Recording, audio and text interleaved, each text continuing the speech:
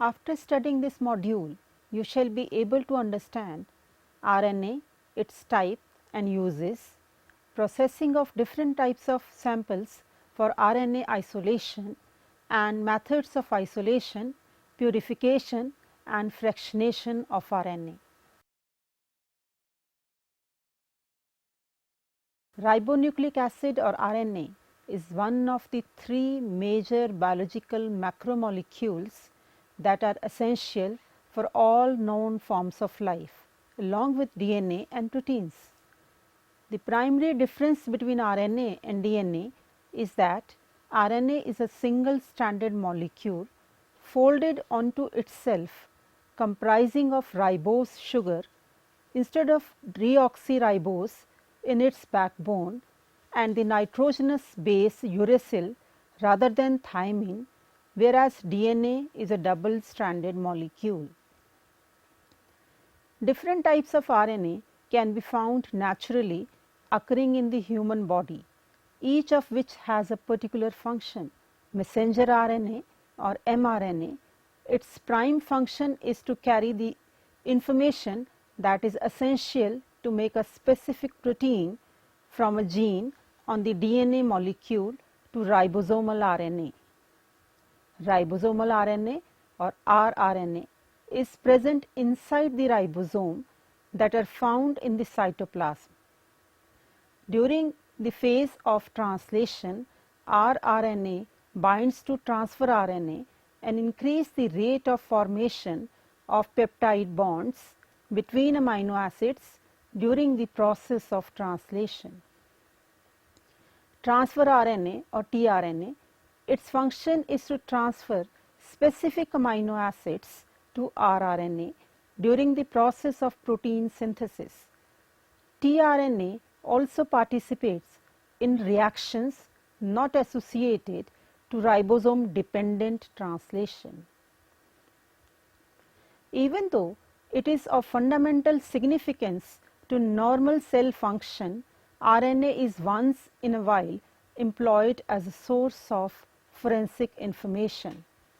This is partly because RNA is considered to be an unstable molecule that is rapidly broken down after death by the body's own enzymes and those of microbes. However, the rate of degradation of RNA is determined partly upon its location, and it is likely that the degree of the degradation could be used as a sign of the PMI of death. Apparently, our center focuses in this module would be an extraction, fragmentation of RNA from different types of evidences that are collected from the scene of crime. There are various methods for tissue disruptions and for RNA detachment available. Besides proteins, body fluids and tissues also contain mRNA. It is sort of a carbon copy of DNA, and the precursor to proteins contains biomarkers that, like proteins, are specific for the type of tissues or body fluids present.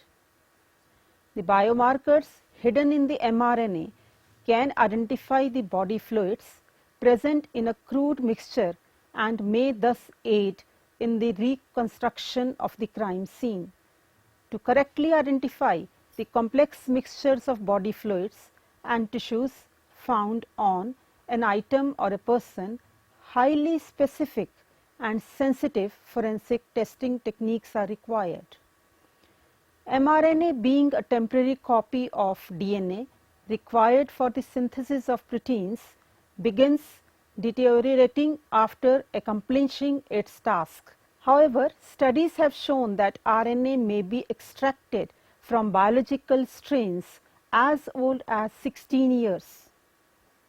Thus, while DNA testing helps to identify a suspect, mRNA analysis could be used to determine the age of biological stains that in turn could place the suspect at the scene of a crime at a specific time.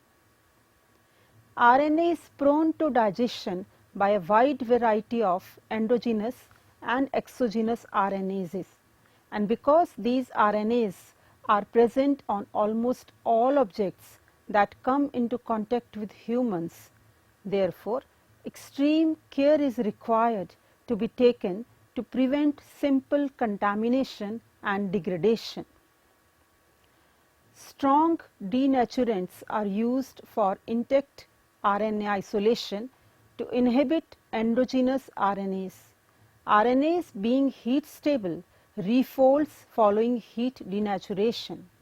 Inactivation of RNAs is difficult because no cofactors are required. Utilization of STS and phenol and 4-M guanidinium thiocyanate are the two most common isolation techniques which are employed. Isolation and purification of RNA.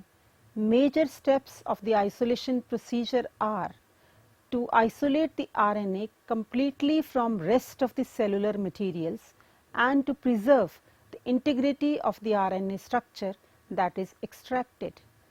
Solubilization. Fundamentally, all procedures of RNA extraction depends upon the fact that disrupting tissues in an aqueous solution having organic buffers, guanidinium salts and ionic detergents will help to isolate the required material. The buffers that are most frequently applied consists of tris and sodium acetate, which are added to adjust the maintain pH, cheotropic agents, which are compounds that disrupt both hydrophobic and hydrogen bond interactions, are added to denature proteins. The most frequently used cheotropic agent for this process are guanidinium salts.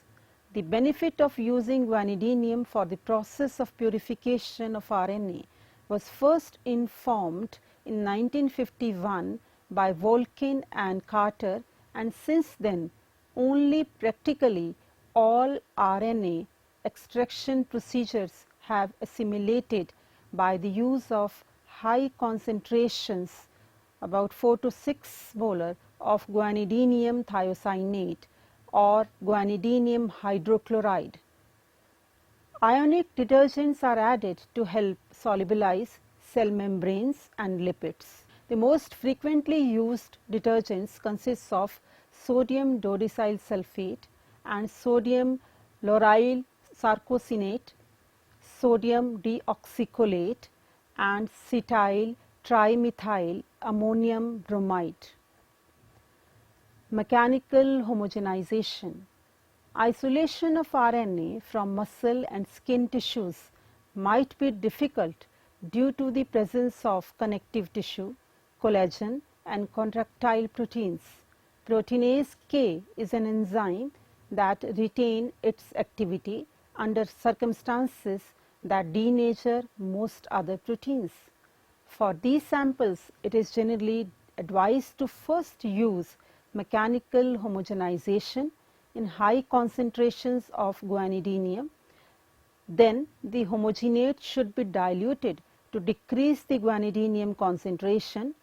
Distinctive categories of samples are used for diverse methods to disrupt cells. In spite of the presence of detergents and cheotropic agents, it is important to likewise fuse some types of mechanical homogenization to entirely disrupt cell walls, plasma membranes and organelles. For few specimens, for example, mammalian cells, expansion of cheotropic operators is sufficient to lyse the cells. However, mechanical homogenization is still prescribed to help with the solubilization of organelles. Different tissues require more extreme mechanical processing. Mechanical procedures for homogenizing tissue comprise of utilizing cryogranulating with a mortar pestle, cutting utilizing a rotor stator homogenizer or a sonicator, or by bead beating. Recovery of RNA lysate. Following homogenization, two approaches are generally used to recover RNA from the cell lysate. First, extraction by means of organic solvents, and secondly, by solid phase extraction on silica. Organic extraction. It is said to be one of the most established procedures for recovering RNA from the lysate. It consists of utilizing a mixture of acidified phenol or chloroform or isoamyl alcohol. Acidified phenol chloroform isoamyl alcohol is added to make an emulsion following the separation of the organic and aqueous phase by centrifugation. Out of the two separated organic and aqueous phases, the aqueous phase consists of RNA. However, denatured proteins and lipids separate into the interphase and organic phase respectively. The aqueous phase can be recovered by gently pipetting into another Eppendorf tube. In acidic conditions, DNA is specifically isolated into the organic phase. It has been observed that an optimum pH is highly crucial in this procedure, since at a higher pH the DNA will set up in the aqueous layer and contaminate the RNA. Once the pipetting of the aqueous layer is done, the RNA, which is significantly concentrated in it, is desalted using ethanol or isopropanol precipitation. Solid phase extraction. A substitute technique for extraction of RNA from other cellular macromolecules incorporates utilizing solid phase extraction onto silica. Since nucleic acids and silica are both charged negatively, the interaction is not purely because of charge-charge interactions. Rather, binding is thought to be a direct result of formation of cationic salt bridge, which is advanced by cheotopic compounds. When this technique is used to purify RNA, the guanidinium does both activities, that is, to denature proteins and to promote binding of the silica. Firstly, tissues are homogenized in the vicinity of guanidinium, and then the alcohol, typically ethanol or isopropanol, is added before the lysate is applied. After washing, the nucleic acid is eluted from the column by applying a low ionic strength buffer. RNA extraction and purification from human tissue samples using trizole. Biohazard considerations. Biohazard considerations accommodates the potential infection or disease transmission by the material or homogenates used in the process of extraction and isolation of desired components material from any source of biological origin. Following precautions should be undertaken while performing in the lab. Wear a lab coat, gloves and proper eye protection if necessary. When using hazardous chemicals, the process of handling, collection, procedure, storage and disposal of all hazardous chemicals should be done cautiously. Once done working with biohazardous materials, thoroughly clean up the working area and instruments according to institutional protocol. One should always practice using sterile equipment and practice sterile technique. RNA extraction procedure.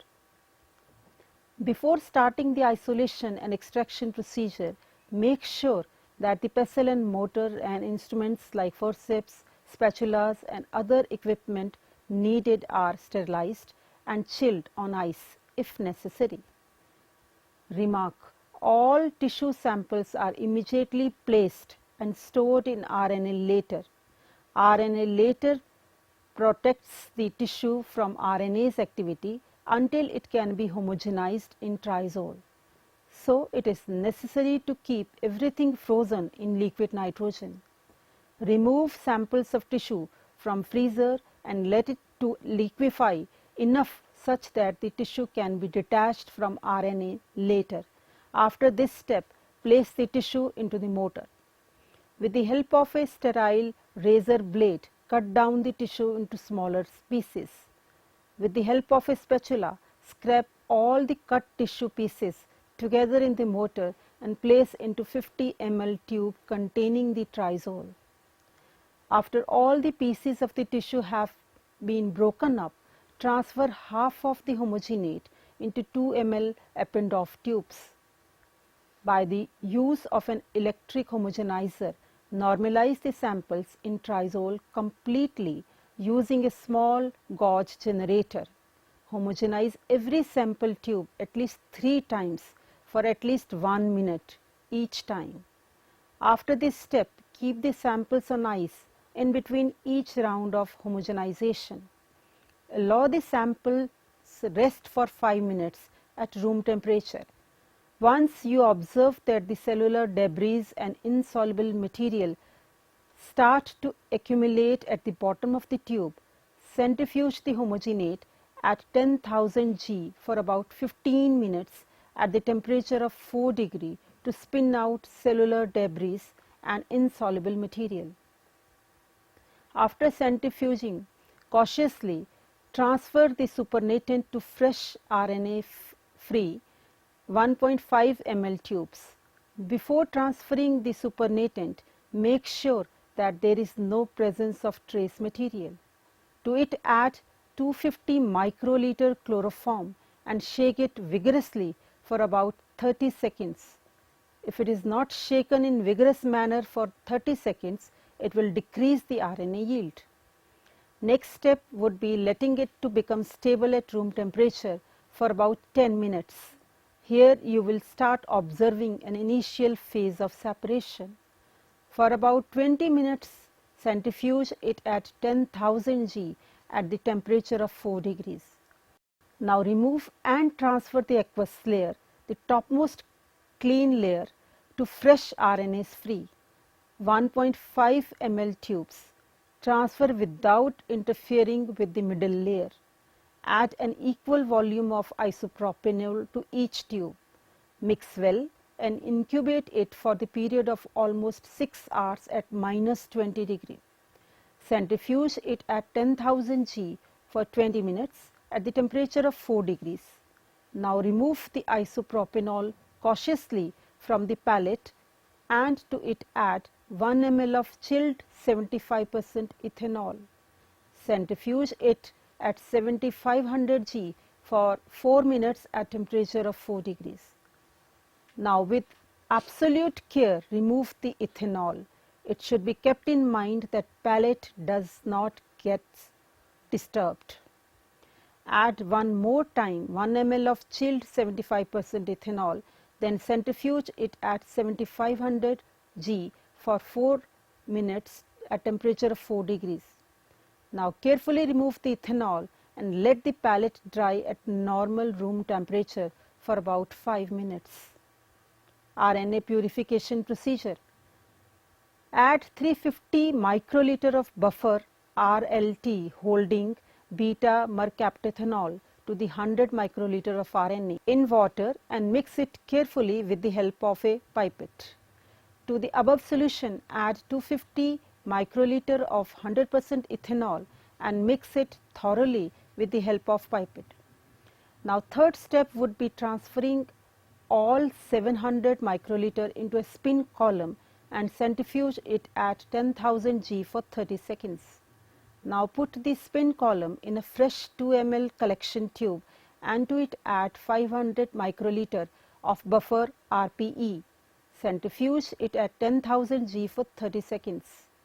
Add 500 microliter of 80% ethanol and centrifuge it at 10,000 G for about 2 minutes. Discard the flow through and place the spin column in a fresh 2 ml collection tube. Centrifuge at 10,000 G for 2 minutes to dry the filler membrane. Transfer the spin column to a fresh 1.5 ml Eppendorf tube and add 20 microliter of RNAs free water directly onto the filter membrane. Centrifuge at maximum speed for 1 minute. Add another 20 microliter of RNAs free water to the filter membrane. Discard the spin column and place the RNA in a 40 microliter of RNase free water onto ice. Combine the 40 microliter in each tube into one 1.5 ml Eppendorf tube containing 80 microliter. If the sample homogenate was split into more than 2 Eppendorf tubes, combine them all in this step. After RNA analysis, attach a label to RNA tube with important information and store at -80 degree. The resulting RNA contains large RNAs only. mRNA will be lost during this procedure. RNA fragmentation. 4 different methods are commonly used to fragment RNA: enzymatic fragmentation, metal ion fragmentation, heat fragmentation, and sonication. The goal of this procedure is to produce a population of RNA fragments that are on average about 200 base pair in length. The effectiveness of the fragmentation reaction should be assessed by evaluating the RNA on a gel or by using a bioanalyzer. Enzymatic fragmentation. Enzymatic fragmentation is generally performed using E. coli RNase 3. RNase 3 randomly cleaves double-stranded portions of RNA and leaves a 5' phosphate and a 3' hydroxyl group. Metal ion fragmentation. Chemically induced fragmentation uses metal ions that act as Bronsted bases to extract a proton from 2' OH groups of ribose sugar. Lanthanide ions are particularly efficient in this procedure. However, the ions that are most commonly used are zinc and magnesium. Fragmentation is performed at high temperatures and at a slightly alkaline pH. The reaction could easily be stopped by adding a metal chelator such as EDTA. Heat fragmentation. It is also possible to fragment RNA by heating it at about 95 degrees in water for almost 30 minutes. Sonication. Another method used for RNA fragmentation is sonication. In the process of sonication, high intensity sound waves are used to produce microbubbles, which when collapse release large amounts of energy, which is capable of breaking RNA bonds. Precautions. Some broad precautions are taken into consideration when working with RNA. Since RNA is more labile than DNA and RNAs are exceptionally stable enzymes, therefore additional consideration ought to be taken when purifying and working with RNA. These are stated as: maintain separate reagents and consumable for RNA extraction and isolation protocols. Process the samples quickly and keep the RNA on ice whenever possible. Plasticware can be soaked in 0.1 normal NaOH per 1 ml EDTA, then rinsed thoroughly with RNase-free water. Now let us summarize what we have learnt in this module. Ribonucleic acid is considered chemically similar like DNA. However, it is single stranded molecule, a 5-carbon ribose sugar instead of deoxyribose in its backbone, and a nitrogenous base uracil rather than thymine. In multicellular organisms, RNA also synthesizes proteins. Naturally occurring RNA is of following 3 types, namely messenger RNA, ribosomal RNA, and transfer RNA. mRNA can identify the type of body fluid encountered during crime investigation, which helps in reconstruction of the crime scene events. It is also used to determine the age of biological stains that in turn could place the suspect at the scene of a crime at a specific time.